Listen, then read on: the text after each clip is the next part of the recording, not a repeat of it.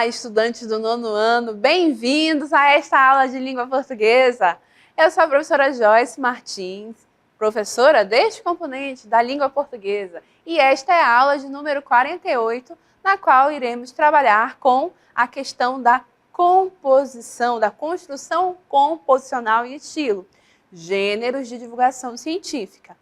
Detalhando esse objeto de conhecimento, teremos o seguinte: gêneros textuais, divulgação de conhecimentos, construção composicional, estilo e suas características, finalidade, elementos constitutivos, recursos textuais e discursivos, marcas linguísticas, recursos verbais e não verbais, informação, vocabulário técnico e pontos de vista. Ok, pessoal? Então, dito tudo isso, vamos à nossa aula.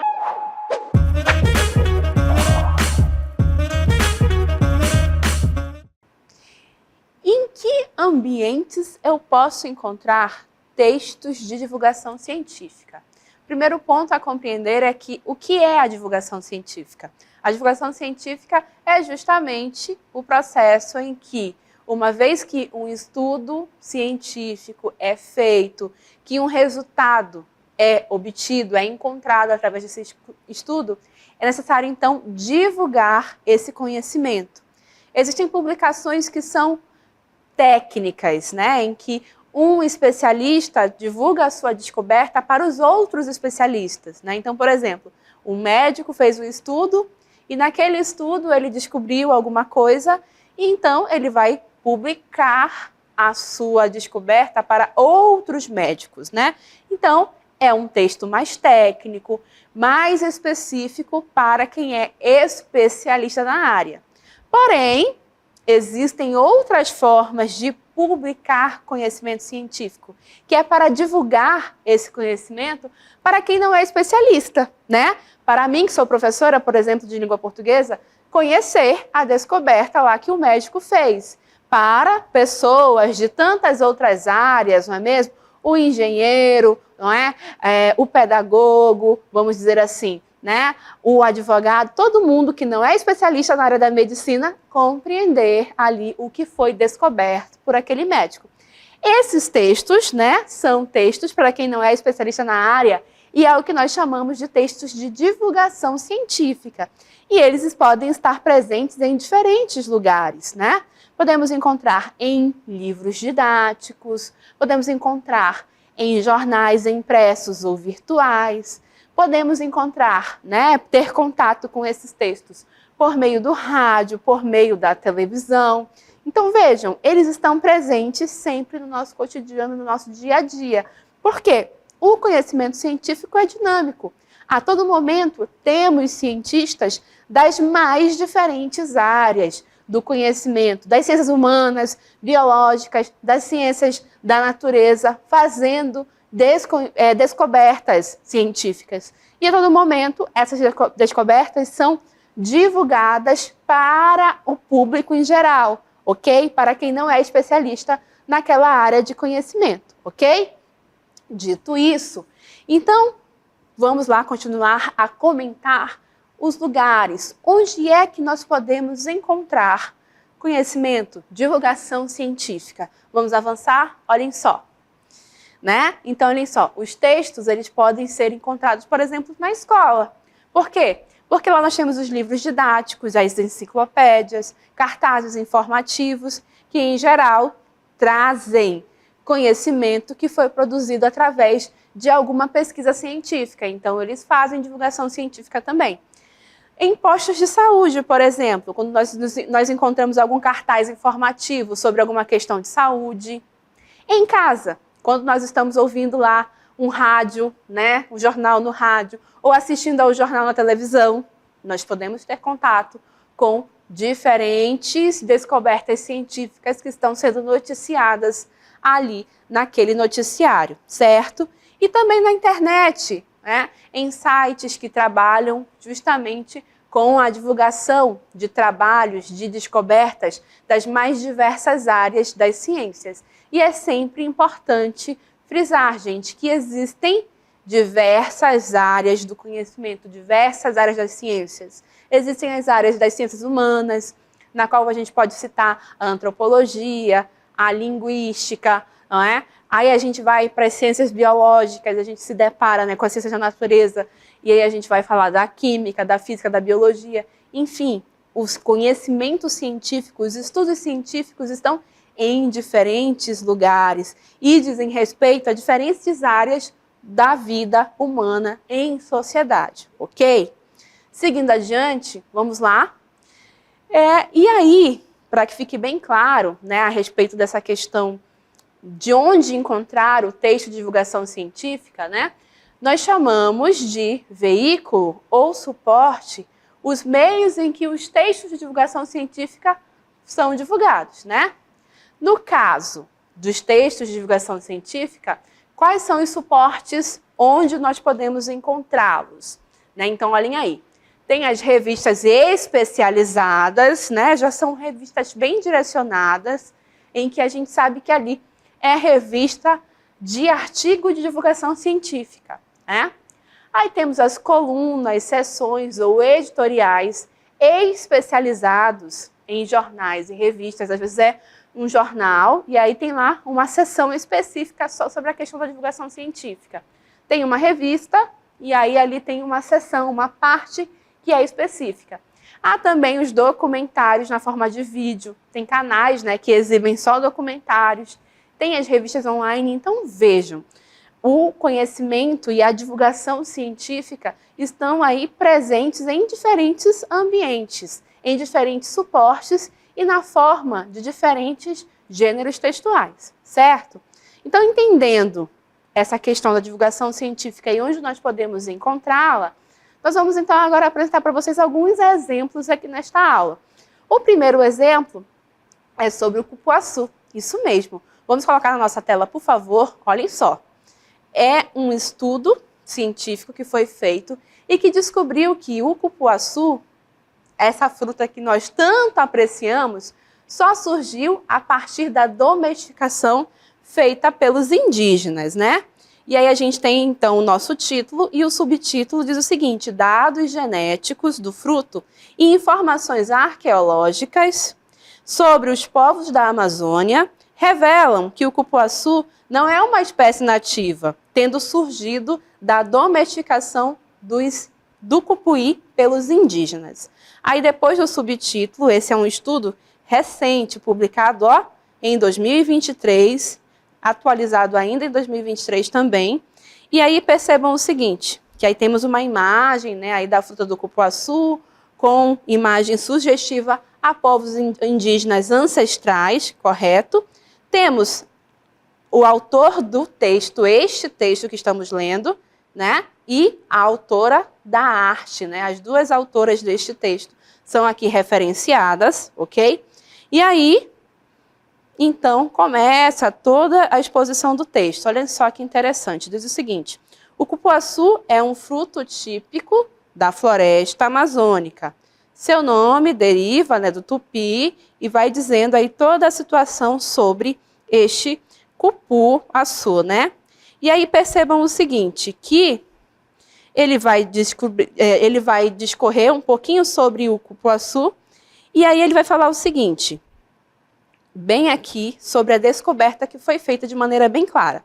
A descoberta revela que os povos indígenas da região perceberam o potencial da polpa cupuí, selecionaram os frutos que eram maiores e cruzaram entre si.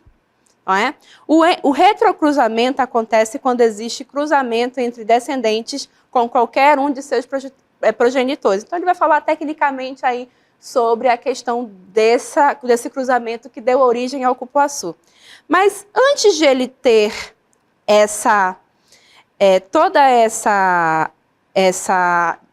esse entendimento, né, dessa descoberta, e aqui a gente tem também a imagem da pessoa que fez esse estudo e descobriu isto, né, é a foto do pesquisador Matheus Colli Silva, né, ele vai falar aqui um pouquinho também sobre a domesticação das plantas, não é? Aí fala, né, que normalmente se associa a domesticação com as espécies animais, correto? Mas, nesse caso aqui, ele vai tratar sobre o cupuaçu, né, e como é que surgiu a suspeita para começar a estudar sobre isso. Então, olhem só.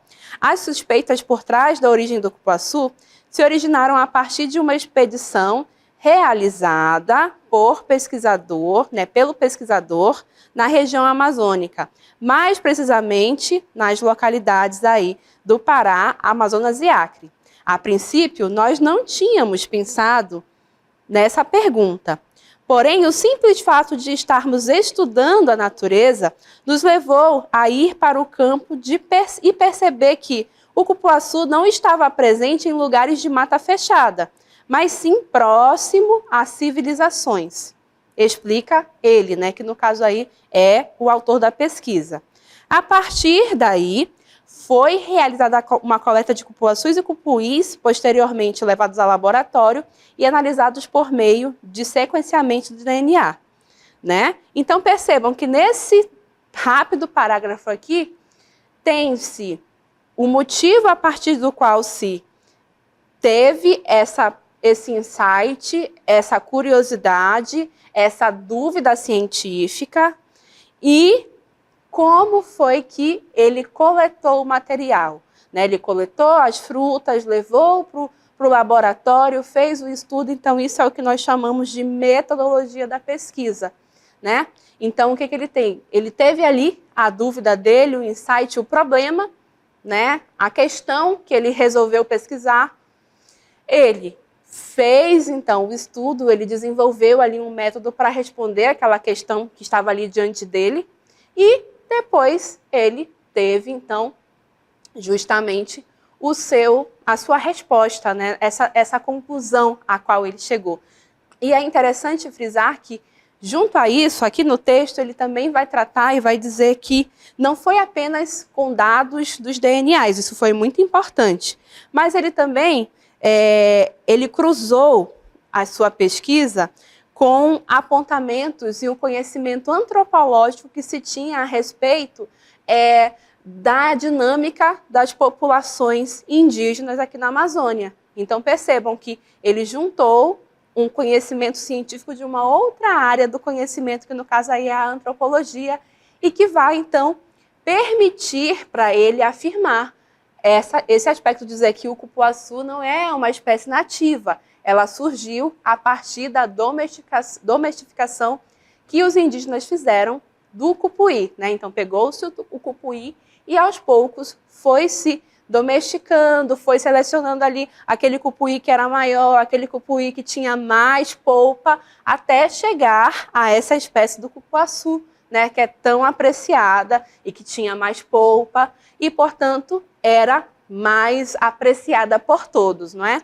E aí, para finalizarmos sobre esse texto, percebam que há bastante texto, mas é de uma forma reduzida, e ele está dividido em seções, falando aí em equilíbrio com a natureza, tem imagens ilustrativas, e interessante frisar que tem o lugar onde esse texto está divulgado, aí, que no caso é o jornal da USP, essa página que estamos acessando, que por ser uma página justamente relacionada aí à questão de uma universidade, a gente já espera que eles trabalhem com textos que façam esse processo da divulgação científica, a divulgação de descobertas. E logo lá no topo tem aí o link para você compartilhar um texto que traz uma informação que é uma informação de qualidade, uma informação que tem um respaldo, né? Você pode tanto imprimir quanto enviar por e-mail ou compartilhar na rede social. E importante frisar que esse aqui é o texto que está divulgando a informação, a descoberta científica. Mas o texto do nosso pesquisador aqui, né, o texto no qual ele divulga para os outros especialistas, foi divulgado em uma revista especializada, de especialista para especialista. E aí, as nossas autoras aqui, a Camila Almeida e a Carolina Borim, elas fizeram o quê? Elas conversaram com ele, entenderam um pouco melhor e tentaram traduzir de uma forma mais acessível esse conhecimento a que esse nosso pesquisador aqui teve, né? Essa descoberta científica que ele fez, elas vão traduzir em uma linguagem mais acessível para quem não é especialista. E por isso, então, que é texto de divulgação científica, que é para nós que não somos especialistas aí na área da botânica, possamos compreender o que foi que ele descobriu, certo? E aí, a partir desse estudo sobre a questão da divulgação científica, nós vimos que tem texto, tem imagens, não é? Tem recursos visuais ali. E aí, o que nós podemos então considerar a respeito? Olhem só, cartela no ar, por favor. Em relação ao texto de divulgação científica, nós temos então aí, vamos observar, recursos visuais, né? Que são a forma de diagramação da página, né, o texto cheio ou em forma de colunas, presença de boxes. O que são boxes, professores? São caixinhas de informação. Nas imagens vai conter legendas e destaques, ilustrações de diferentes tipos, né? Então é possível. Nós vimos ao fazer a leitura, né, que tinha lá aquela ilustração do cupuaçu com os indígenas, e depois tinha só uma foto do cupuaçu aberto e tinha a foto do pesquisador, não é mesmo? E toda a questão da cor da página, né, com tons de marrom, fazendo uma alusão, uma referência ao fruto. Então, tudo isso é recurso visual para o texto de divulgação científica. E tem também os recursos verbais. Quando falamos em verbais, estamos falando em palavras, hein, gente? E quais são os recursos verbais, né? A gente vai ter, então, o texto e as suas subdivisões. O título, a introdução, o texto propriamente dito, subtítulos, os textos presentes nas caixinhas de informação, das legendas. Então, de fato, a gente pode dizer também que o texto de divulgação científica, ele é aí, então, multimodal. Tem a parte visual, tem a parte verbal, certo? Ainda avançando sobre esse texto que nós trabalhamos aqui, fazendo uma análise rápida sobre ele, vamos então observar que ele tem um título. Vamos lá, avançando na cartela, por favor. Qual foi o título? Cupuaçu só surgiu com a domesticação de frutos por indígenas. Esse é o título. Aí ele tinha um subtítulo também, né, que dizia o seguinte: dados genéticos do fruto e informações arqueológicas sobre os povos da Amazônia revelaram que o cupuaçu não é uma espécie nativa, tendo surgido da domesticação do cupuí por indígenas. Então, nota aqui, o subtítulo faz o quê? Desenvolve um pouco mais e traz mais informações sobre aquilo que o título abordou, ok? Aí tem o nome do autor, no caso, o autor desse texto de divulgação científica aqui, né? O texto em si foi escrito pela Camila Almeida e a arte toda do texto foi feita pela Carolina Borim. E aí esse texto possui imagens, né? Que imagens eram? A gente tem aí alguns recortes, né? Nós vimos, então, aquela arte inicial que trazia ali o contorno das frutas do cupuaçu e de indígenas de povos mais ancestrais, né? Com roupas típicas, tradicionais, né? De festa ou de guerra. Aí a gente tem aí, tinha também a foto do doutor em botânica, que foi quem fez a pesquisa, e a foto do fruto do cupuaçu aberto, assim, mostrando a sua polpa. E, no caso, é possível que um texto científico tenha, ao seu final, links para outro texto relacionado, né? Pode avançar. No caso desse que a gente acabou de ver, não tinha nenhum link que encaminhava para a leitura de outro texto, né? Você clica e vai para um outro texto relacionado. Então, não é o caso deste, tá? E também, devido ao fato de ser um texto virtual e de ser a internet essa ferramenta tão potente para o compartilhamento de informação, tem lá no texto esses links que conduzem para as redes sociais. Então, você vai poder compartilhar esse texto nas suas redes sociais e, assim, compartilhar conhecimento. Ok, pessoal? Então, com essa breve análise, a gente avança nesta aula, porque vimos um primeiro texto sobre a questão do cupuaçu. Não é tão interessante entender que o cupuaçu não é uma espécie nativa, mas sim o resultado de uma domesticação. A gente vai, então, agora para um outro texto de divulgação científica, que esse vai tratar sobre a questão da dengue, zika e chikungunya. Vamos lá, então? Olhem só. No caso aqui, ao longo desse texto, ele vai usar um termo para se referir a essas três que se chama arboviroses, né? Então, a dengue, a zika e a chikungunya são também referidas como arboviroses nesse texto, tá? E o que esse texto diz no título? Elas precisam ser controladas de forma integrada, né? Aí tem o subtítulo dizendo exatamente o seguinte: o desenvolvimento de vacinas, o controle do Aedes aegypti e redirecionamento dos fármacos, entre outras estratégias, são eficazes no controle dessas arboviroses quando feitas de forma simultânea, né? Então é isso que esse estudo descobriu, que não é só uma coisa, é preciso utilizar todas essas ferramentas para conseguir controlar essas arboviroses, né? A dengue, a zika e a chikungunya, tá? Então, olha só que interessante, começa com uma imagem ilustrativa, né, em que se tem aí o mosquito, né, esse sinal de proibido, e aí a questão das vacinas, né, que vão contribuir para esse processo, tá? Então, esse também é um texto do tipo artigo de divulgação científica, né? E, logo de cara, nesse primeiro parágrafo, ele diz: os pesquisadores do Instituto de Ciências e Biomédicas apontam que estratégias para o controle de arboviroses, né, elas são já adotadas na América Latina, funcionam bem. E que iniciativas como o redirecionamento dos fármacos, desenvolvimento de vacinas, controle do vetor e programas de vigilância, quando integrados, fortalecem coletivamente a defesa do planeta, né? Então é isso que esse estudo descobriu, que não é uma coisa só, são todas elas integradas, né?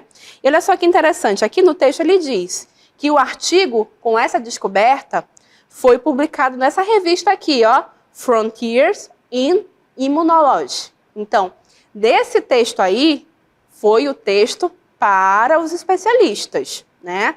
Esse texto que estamos analisando aqui é o texto da divulgação para quem não é especialista, né? Com a linguagem mais simples e mais objetiva.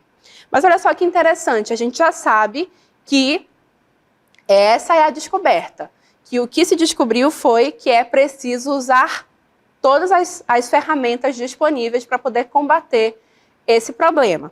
Mas olha só que interessante, a gente tem uma outra imagem aqui nesse texto, e essa imagem traz uma informação. Ela não é meramente ilustrativa como a primeira que a gente viu, que ela vai mostrar o quê? No primeiro mapa, a dengue ao redor do mundo. No segundo mapa, vem a zika ao redor do mundo. E depois a chikungunya ao redor do mundo, o terceiro mapa. Isso mostra para nós o quê? Que nós, brasileiros, convivemos com os 3 problemas. Tem as 3 infecções acontecendo no Brasil. E aí aqui, nessa última sequência de mapas, tem justamente um olhar específico sobre o Brasil. Então nota que, no caso desse texto aqui, essa imagem ela não é meramente ilustrativa. Ela é uma imagem com informações importantes sobre o tema, não é? E aí, ao longo do texto, eles vão discorrer sobre justamente o que eles descobriram, que é preciso redirecionar os remédios, é preciso desenvolver vacinas, é preciso controlar o mosquito, que é o vetor, que eles usam esse termo, justamente para que, de fato, se consiga controlar esse problema da dengue, zika e chikungunya. Aí tem a imagem dos pesquisadores, que são esses 2, que descobriram essas questões. E ao final desse texto, diferente daquele outro, a gente tem um link, olha só o que ele diz. Aqui, o artigo científico, ou seja, o artigo original, ele está disponível onde? Neste link. Então, se eu clicar aqui, onde está escrito neste link, eu serei redirecionada para a leitura do trabalho completo. Porque, de novo, este texto aqui, ele se dispõe a divulgar cientificamente essa descoberta sobre como combater o problema da dengue, da zika e de chikungunya. E o que eles nos dizem? Que é preciso usar todas as ferramentas, né? Remédios mais eficazes, vacina e, principalmente, o controle do vetor, que é o mosquito, certo? E aí o que a gente viu? Que nós temos imagens e, para além da questão da estrutura de texto que a gente viu, dos autores e tudo mais, tem também as imagens e elas são muito importantes em texto de divulgação científica. Então, olhem só na próxima tela o que a gente tem aí. Acompanhem, né? Considerando as imagens utilizadas no texto, podemos concluir o seguinte: há diferentes tipos de ilustração. Algumas simplesmente ilustram, né? Ou trazem um exemplo, né? Tornando o texto menos monótono. Outras acrescentam informação e informação importante. No caso desse segundo texto que a gente acabou de ver, né? Passando, por favor, a tela. Olhem aí. Nós tínhamos aí imagem introdutória, né? Que era meramente ilustrativa. E também a foto dos pesquisadores. Porque você pode citar o nome dos pesquisadores e não necessariamente colocar a foto deles, né? A foto deles ali está ilustrando, né? Não acrescenta informação. Agora, a imagem do mapa traz uma informação, tem um peso de informação ali presente, né? Então, é um infográfico que foi produzido para o artigo e que quem escreveu esse texto de divulgação científica apresentou e colocou esse infográfico dentro do texto de divulgação científica, né? Então, isso, tanto aqui nessa questão dos textos de divulgação científica, como em todos os outros textos que nós formos ler, nós temos que aprender a diferenciar isso. Existem imagens que apenas ilustram para que o texto não seja meramente, né, um texto monótono, na verdade, né, porque nenhum texto vai ser meramente de informação, para que o texto não seja apenas monótono, né? E existem informações que vão, imagens que vão trazer informações, né? Elas vão informar. Então você precisa ler com calma aquela imagem, observar os detalhes, porque ali tem informação importante a ser filtrada. Isso vale para o texto de divulgação científica, mas vale também para outros textos que você estiver lendo, ok? E aí nessa questão, uma forma muito utilizada de divulgação científica é o que nós chamamos de gráfico e de infográfico, tá? Então vamos avançar, olhem só. Frequentemente, os gráficos e os infográficos são utilizados, né? Como imagem que acrescenta informação. Mas eles também são utilizados para serem o próprio texto de divulgação científica, tá? E o que é um infográfico, professora? Olha só, me acompanhem aqui nesse texto que eu vou mostrar para vocês. Vamos lá. Aqui, vamos lá. Nesse texto aqui, nós temos um infográfico. O que é isso?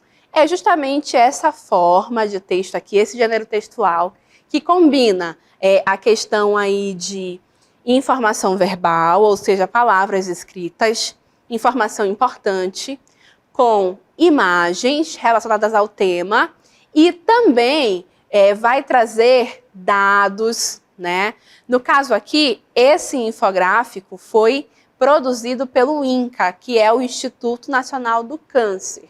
E aqui ele diz que a alimentação saudável é uma importante ferramenta para combater e para evitar o aparecimento de câncer, né? E ele diz aqui uma informação importante, que 62%, né, dos brasileiros não consomem, né, ali a quantidade diária necessária de frutas e verduras na sua alimentação para que se mantenham saudáveis, né? Isso é um dado importante. E, de novo, ele relaciona esse dado aqui, que é um dado de pesquisa, à questão da alimentação saudável, que é por meio da alimentação saudável que se evita também o aparecimento de câncer. Então, nota que toda essa informação está aqui, com essa formatação especial, com cores diferentes, utilizando dados de informação relevante, mas trazendo aí todo esse trabalho visual importante e que, então, é um texto que tem imagens e informação verbal importante. Então, nesse caso aqui, você tem que ler com calma essa forma de organização que nós chamamos de infográfico. Por quê? Porque neles vai conter muita informação para você interpretar, para você se manter informado sobre algum aspecto científico, ok? E aí, ainda sobre infográfico, vamos observar nossa cartela, o que se diz sobre infográfico, olhem só. Ao ler uma ilustração do tipo infográfico, que nós acabamos de observar aqui na nossa tela, trabalhamos ao mesmo tempo com imagens e texto, com diferentes tipos de linguagem para construir um esquema mental de um processo.